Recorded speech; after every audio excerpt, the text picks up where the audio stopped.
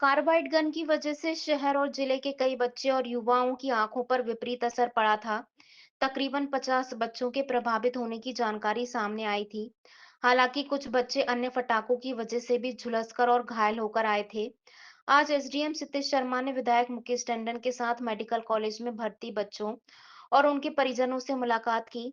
SDM ने बताया कि अधिकांश बच्चों को प्राथमिक उपचार के बाद छुट्टी दे दी गई है। एक बच्चे का ऑपरेशन कराया गया था। वर्तमान में 4 बच्चे मेडिकल कॉलेज में भर्ती हैं, जिनमें एक बालक अन्य फटाके की वजह से घायल होकर आया था।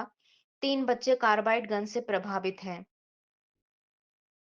मैं कि आज मेडिकल कॉलेज आए थे, क्या रिएक्शन किया, क्या स्थिति देख रहे हैं? वो बच्चे जो कार्बाइड पत्थर के शिकार हो गए, किसी को कल्पना नहीं थी कि दीपावली का ये पावन पर्व इन 50 परिवारों को संकट में डाल देगा।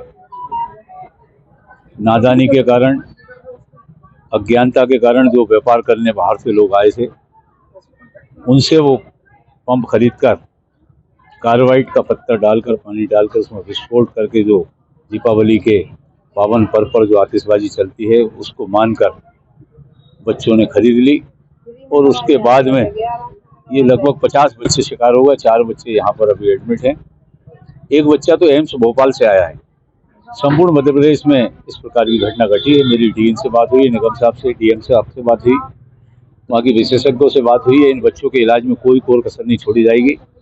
मैंने डीन से भी निवेदन किया है कि एक बार इनका अच्छा से एग्जामिन करा लें। अगर शंकर नेत्रवाले की बात करके अगर मद्रास भी भेजना पड़ेगा तो इन बच्चों को पूर्ण जो है इनकी आंखें ठीक से हो जाएं। ये प्रयास पूरी तरीके से हमारे सब डॉक्टर्स कर रहे हैं। हम लोगों की तरफ से भी ये प्रयास रहेगा कि इन बच्चों का जो संकट है वो दूर हो। और मुझे ये डॉक्टरों ने भी आश्वस्त किया है कि इस प्रकार की जो घटना घटती है उसके बाद रिकवर के चांसेस हैं इसमें।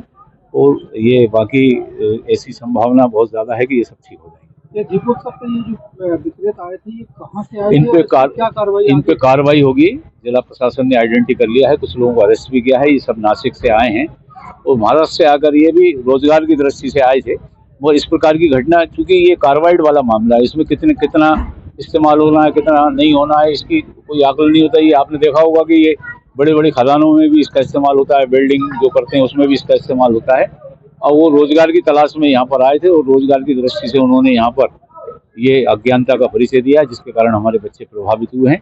उन पर भी दंडात्मक कार्रवाई हो रही है और हमारे बच्चे सुरक्षित हो जाएं, इसके लिए जिला प्रशासन भी मुस्तैद है और हमारे डॉक्टर्स भी लगातार प्रयास कर रहे अभी हैं। क्या लग रहा है कि शहर और जिले भर से ये जो कार्बाइड गन थी वो हटा दी गई है या अभी भी मौजूद? कार्बाइड गन हटा दी गई है। जिला प्रशासन ने भी वो जो विक्रेता हैं उनको चिन्हित करके उनको अरेस्ट कर लिया है। मेरा आपके माध्यम से भी निवेदन है कि जिन बच्चों ने खरीदा है उनसे भी मैं ये अपील करता हूं कि उसका इस्तेमाल बिल्कुल नहीं करें। उसके इस्तेमाल से आपकी जो है आंखें फिर एक बार संकट में आ सकती है। इसलिए उसको तत्काल, परिवार के लोगों से भी निवेदन है कि उसको तत्काल नष्ट कर दें। निरीक्षण किया है जो बच्चे कार्बाइड गन से घायल हुए थे, क्या देखा गया?